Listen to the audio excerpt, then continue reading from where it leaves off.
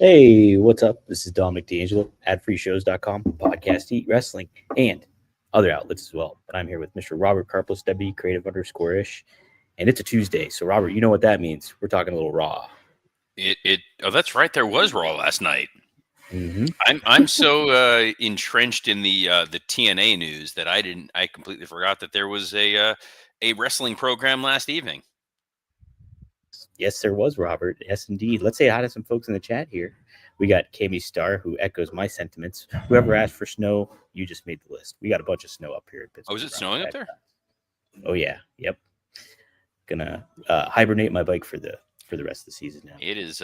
It's a chilly 85 right now. I feel so bad. It's a little rough. It actually, according to this, feels like 82. So I may need to get a cozy sweater. Ooh, a cozy. Are you in a soup kitchen right now? Is that why you're in because of the snow? No, I'm in that cafe. It's just another area of that cafe that I'm at. Not Jacket. With the maroon sweatshirt Yes. guy, the rest in peace maroon sweatshirt guy. I'm sorry to say he did pass on. So I hate to break the news to everybody. We'll do a 10 bell salute, but before we do that, we can say, hey, Willie Thornbrew says, I'm legitimately surprised. I thought Logan Paul was just a part of the vision for War Games. Oh no.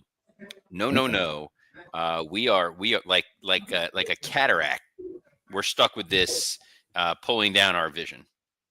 Ooh, I love it, Robert. I actually really love it. And then Willie Thornbrew says, you keep saying John Cena's last PLE was the Survivor Series. What exactly is Saturday night's main event?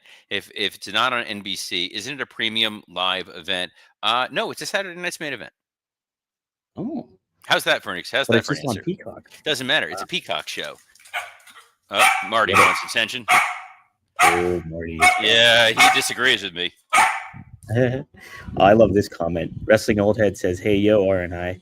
Was that Jey Uso promo after he lost his version of Vader's I'm a Fat POS promo. Oh, man. Did that happen in like 98 on Raw? Is that when that was going down? I don't remember. I remember it. I couldn't tell you the exact year. Maybe you could ask your good, close personal friend, Vince Russo. A fair point. Yes. Friend of the show, Vince Russo now, bro. And friend of the show, Marty. Bro, it's because he was overweight. And the wait was over. His time was now. Jeff Henninger said, oh, no, this is Wrestling Old Head. I saw a close-up of the Masked Man. It's now confirmed that it's Noob Saibot. Wow. Oh, that's breaking news indeed. I don't know what the hell that means. This is what happens when Dom starts clicking on stuff. Warner says, hello, R&I. Snow day lasted a whole 3 hours on the other side of Pennsylvania from Dom. Yes, it did. We got quite the delays going on over here.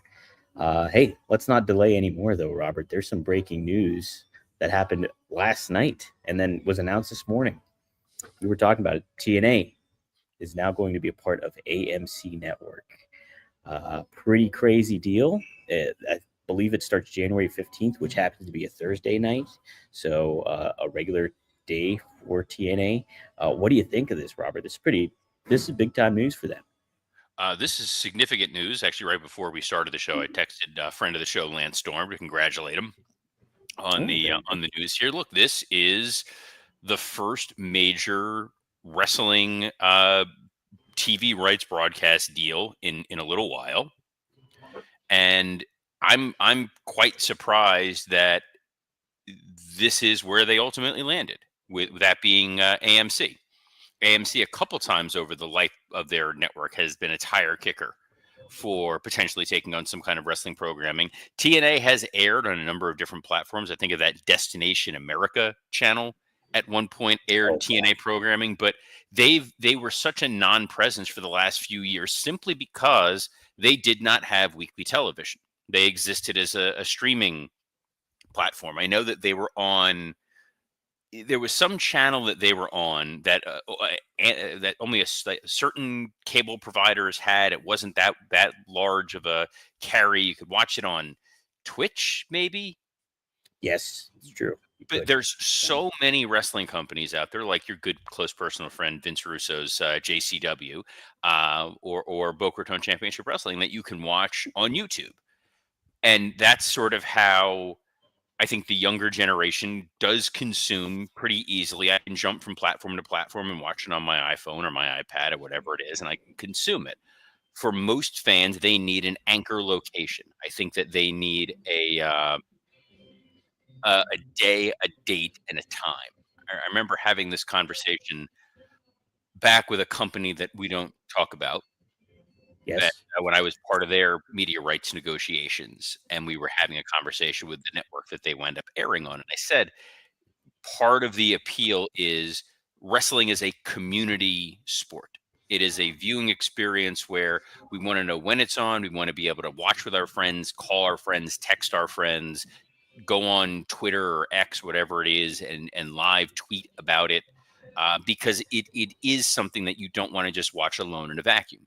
And when it's not easily readily accessible at it's going to air at Tuesday nights at 8 or Wednesday night at 8 or Monday night at 8, you're watching it at your own time, and it's like, hey, did anybody watch that show from 7 days ago, 6 days like, no. And unlike a lot of the other entertainment properties that are out there that you can watch it on your own time and eventually come to it, wrestling is one of those. It is a destination program. So for TNA to move off of Access TV or wherever they were on, and now be on an actual channel like AMC and say tune in at this time, you're going to see an uptick in interest in the same way there's been an uptick in interest in TNA because they had been part of WWE's NXT programming. Hmm. Man, Robert, yeah, another good point. I didn't even kind of consider the outside elements of it all, but Trey Owens brings it up. Hopefully, with TNA going to AMC, we'll put pressure on Tony Khan to get ROH a TV deal, or That's just put exactly pressure where I on was going Tony to go Khan in with it. general. Hmm. I think Tony But go ahead. Khan, there's a couple of other wrinkles that we're now going to see. First is, yes, the Ring of Honor component is still quite surprising. I mean, Tony, during that Ariel Helwani interview, the flippant way in which he said, like, yeah, we didn't really think through everything with Ring of Honor. It seemed like there was a pretty clear potential path, which is secure a streaming rights deal on Max, put it on one of the channels on the Warner Discovery platform where they could use any kind of additional programming and fill some space, sell some ads. There's no reason that you couldn't put Ring of Honor on a, here's an idea. It could be Sunday night at 11 p.m.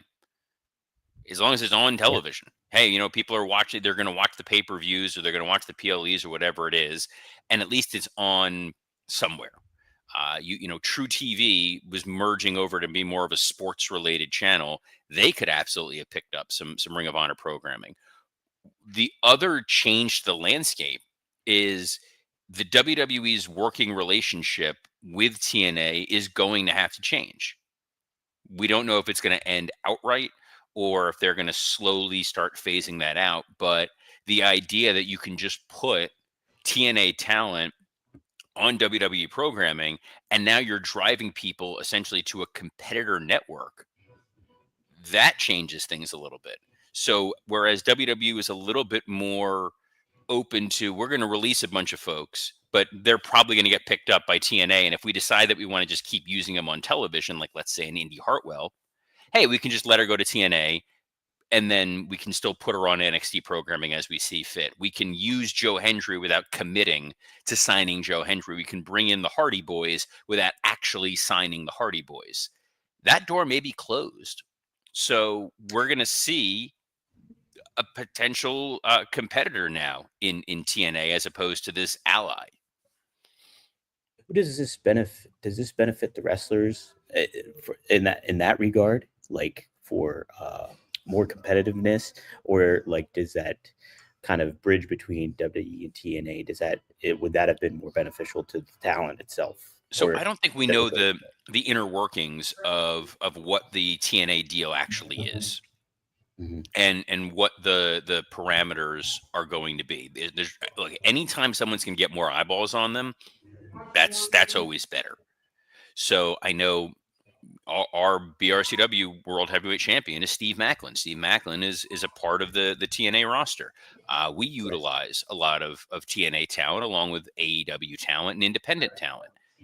If those TNA wrestlers are now getting big exposure on a major channel like AMC, which is still a powerhouse of a network. Their asking price most likely across the board is going to go up. The possibility that WWE may now need to decide, do I want to commit fully to this talent or not? You know, we kind of had the ability to use them, but we really weren't all in. Now, maybe when their contract's up, we go fully and try to sign them. Yeah. I mean, this is, yeah, Robert. I mean, obviously, this is a big deal, and it means good things for wrestling fans and wrestling in general because competition, more competition on a primary mainstream spotlight like AMC. So, Well, it very speaks exciting. volumes about the value of wrestling across the board. And live TV in general. Well, live TV in general, but the fact that a network like AMC said we want to get into the wrestling TV game in 2025 or 2026, and that we see value in TNA and want to put them on a national platform, that's a ringing endorsement of the state of wrestling right now, more than it is a condemnation of the state of television. We know that wrestling draws eyeballs unlike just about anything else. So yeah, let them step in. Let them bring more people to the show. Where else? Do you think your experience? Do you think knowing Tony Khan and how he operates, will this kind of light a fire under him?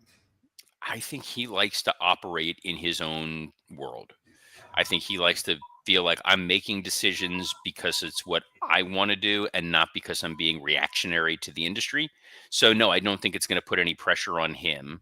And he likes to feel like I have, you know, my hand on the steering wheel and I'm doing what I want to do because it's what I think is best for business, not because what everybody else is doing. What'll be curious is that talent that's in Ring of Honor, being utilized in Ring of Honor, and now sees TNA. Not only do they draw up to 7,000-8,000 people at some of their shows, not only do they have, you know, a world-class television production crew and behind the scenes team, now they're on national television, and I'm a Ring of Honor talent or talent being used on Ring of Honor, and I'm not on national television. Hey, maybe when my contract's up, maybe I'm on the phone and trying to get over to TNA. Sure, for sure. Um, what do you think TNA needs to do to put themselves in the best light as they go to AMC? I think that they've been slowly but surely assembling a really strong roster of talent. I think they've been utilizing a lot of guys in really, really smart ways.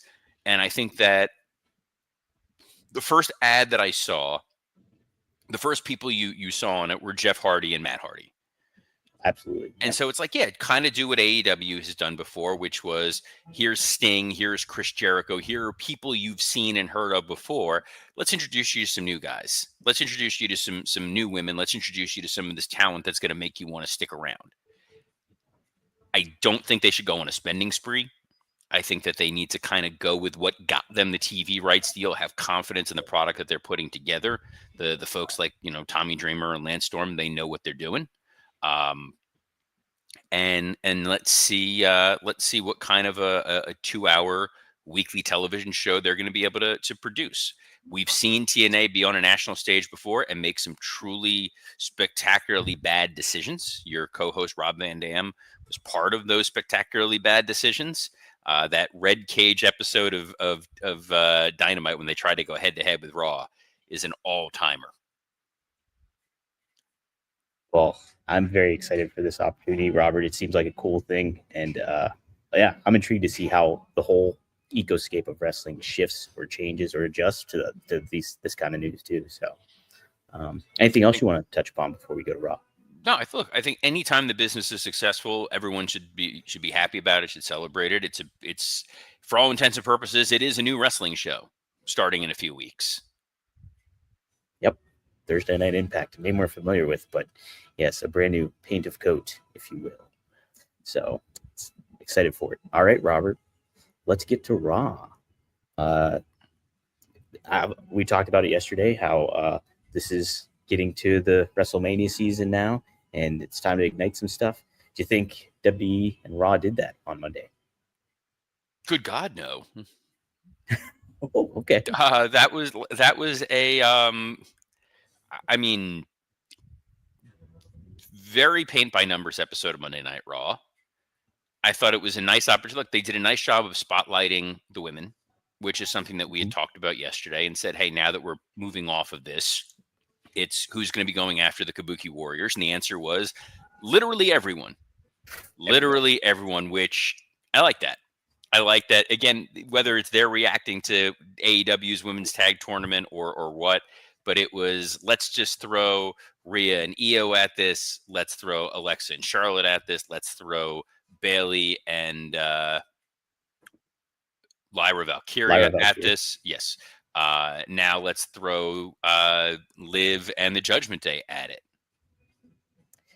Well, before we get to the real meat, all the meat and potatoes of Raw, let's just jump to that main event. Did you think the finish was good? It was just a schmoz kind of finish, and I mean, it spoke to everybody vying for it, but it kind of fell flat. I think. I hate how that I predicted that in like when they announced it, I was like, oh no, are they going to do a situation where we're going to get a great match, and then in the end, we're going to get a lot of interference, and it's going to be the Kabuki Warriors. We're going to get a non-finish, and this winds up a triple threat or a four-way or who knows what. Yeah. I think the only big point away from that was like the little storytelling element of Liv Morgan giving the title to Roxanne and indicating that Judgment Day is on the same page. So I like that. I like that they resisted the impulse, the urge for it to be Liv is jealous of Roxanne and Dom, and it's like nope. Like her promo of Judgment Day is back. I'm in charge now. I've got this. I've got the ship under control, and I'm going to run things. And her going after Stephanie Vaquer, which is what we kind of hoped for, and then having Roxanne and Raquel going after the tag titles. I like it. I just made this post on X, and I said that a strong case could be made for the Judgment Day being a top 10 wrestling faction of all time. Do you feel the same way? Yes. Judgment Day, look, Judgment Day, when it started, it was one of the worst things WWE probably ever did. The Edge led group, it didn't work. It was trying to be spooky and the Brood. Once it found its groove, it is the reason Damian Priest became a world champion. It is the reason Rhea Ripley became one of the biggest stars in all of professional wrestling. It carried so many episodes of Monday Night Raw where you got a Carlito segment out of it, a Dominic Mysterio segment out of it, a Priest segment, a Rhea Ripley, like Finn Balor segment. It gave the show direction, and it's why I'm always in favor of stables, because stables give you so many different opportunities and so many different ways to position your programming. And you look at Dom alone. I mean, Dominic Mysterio went from this feels like an Eric Watts situation, and this is a terrible idea, to Scott Chapman and I were talking yesterday on Working Stiff that I'm sure you posted. Yeah, on the main feed for free with everybody. That we were basically saying like Dom is his own slot on a WrestleMania card. Whoever gets to face him, it's kind of like getting to face the Undertaker. It's like you're going to be in a segment that's going to get insane heat that people are going to give a damn about. Pulling up my Raw notes here. Well, real quick, while you do that, I'll ask you this question too. What was a more important faction for WWE, the Bloodline or the Judgment Day?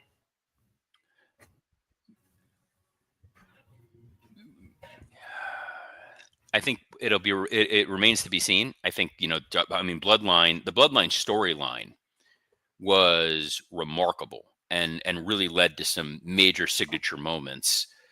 We really have to see how it pans out when all is said and done.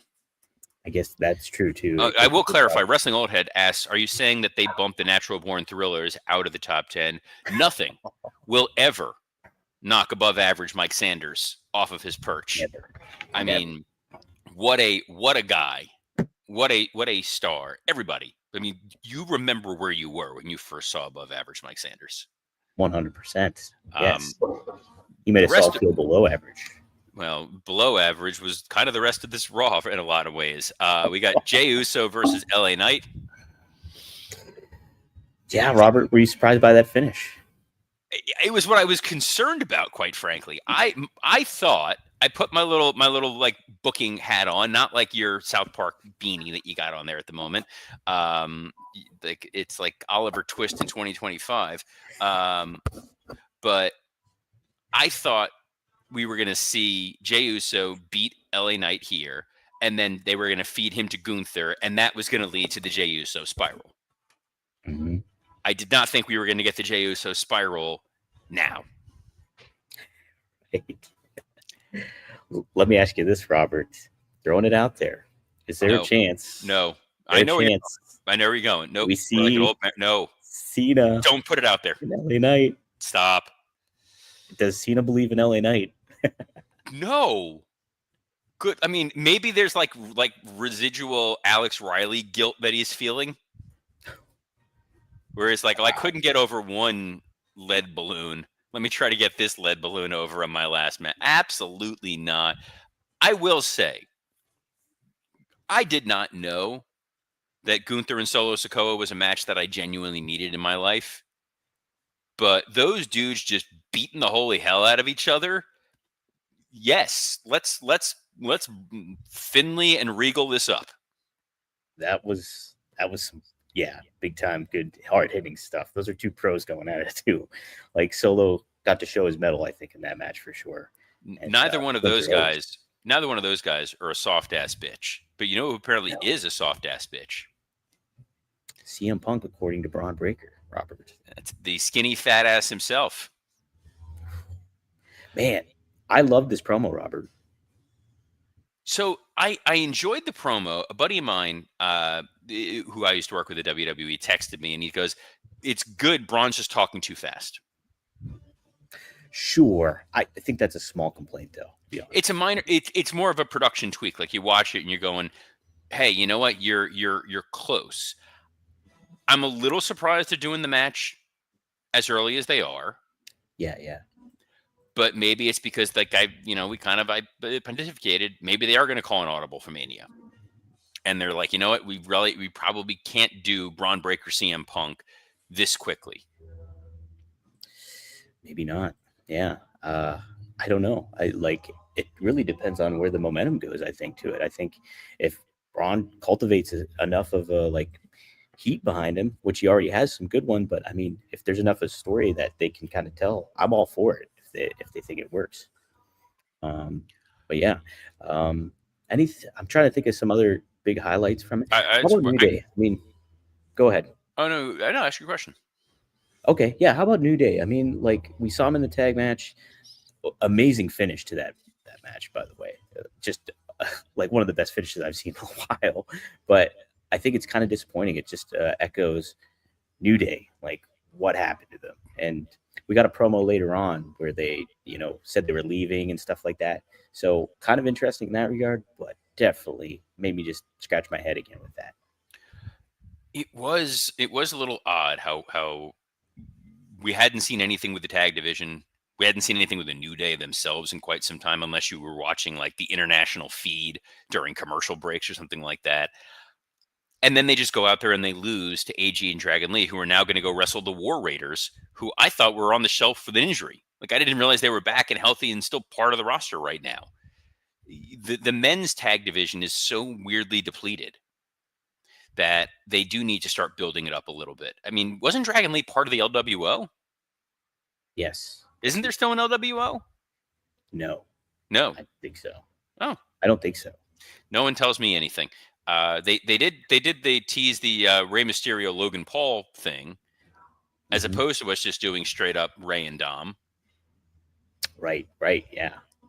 Which I'm fine with that. I'll add too, I liked that Logan Paul didn't talk at all in that Bron Breakker segment, because it just, you think he's the mouthpiece, he's great at talking, and to give Bron that solo platform, I think elevated Bron a little bit subliminally, if you will. Yeah, I mean, it's something. It was a nice visual. The strangest decision I think that they made on this Raw was to not pay off the Masked Man. Okay, yeah. Just because we know what that reveal is going to be. It's not a great reveal. it's a fine reveal that it's going to be, Austin Theory and okay. But the longer you drag it out in the Heyman, I had nothing to do with this. I don't know who this is. Give my guy what he wants. When they do eventually pull off the mask, no one's necessarily going to care. Yeah. It's that's something that they are going to run into. For some reason, though, I did think that they weren't going to reveal it yesterday, like on last night's Raw. I didn't think they were, but yeah, I think they do kind of maybe have to pull the trigger here sooner than later on it at the very least. There's no reason to leave it lingering out there. It doesn't get you anything. It's not going to be a great, like, oh no, we're going to find out who it is, and then they reveal it's Austin Theory, and the crowd's going to be like, yeah, we knew. For sure. It's a little odd, and it's not like they can tease it up until the Braun Breaker Punk match, because that's not taking place until January 5th. Yeah, that's too long. Yeah. So, it'll be interesting to see how they handle this. I like how they handled Natalia, and that vignette they had with Maxine Dupree. I thought that was pretty cool, Robert. Yes, that was a killer video package that they made there with her and Maxine. I thought that was really intense. That was really well done. It does kind of beg the question as to why they didn't just use Natty to go take on Stephanie Vaquer. She's got a book out. Let's promote her. Like, I don't know. I think maybe they're keeping her in the holster, maybe for WrestleMania season, to ultimately go up against Maxine in the Natty role instead of the Natalia role that we're all familiar with. So wouldn't mind that. I'm all for. Yeah, wouldn't mind that at all. Any other major takeaways from Raw, Robert? Nothing major. It was a fairly just kind of it was a minor show. No Punk on there at all. It was kind of odd. Mm-hmm. I like that they gave the women the main spotlight of, we're going to open the show, we're going to close the show, we're going to make it feel important. But the moving this to the January 5th Raw for what felt like, hey, maybe this is where we're going for WrestleMania, feels like an odd pivot. But we'll see this Friday, LA Knight and Gunther with John Cena in the building to determine who's going to actually face Cena in his last match. Cool. Yeah, I'm all for it. Robert. It's fun. We're very agreeable here today. I think it's the snow. It's all the snow that's falling out here. I am getting in the holiday spirit. The snow did help that a little bit. I will say that. I got no holiday spirit right now. No, I'm too entrenched in work. And what I'm also entrenched in is the fact that we're going to be back here tomorrow, as we are. Yes. Every Monday through Friday at noon Eastern on a plethora of platforms, including the WW_Creative_ISH X account, the @SEScoops X account, the @Dominic D'Angelo X account, and on YouTube on Rumor and Innuendo, ad-free shows, and podcast heat. So on behalf of the man who is clearly hiding in a fallout shelter, Dominic D'Angelo, I'm Robert Karpolis. Best of luck in your future endeavors. Bundle up, everybody. It's chilly out here in Pittsburgh. Shh.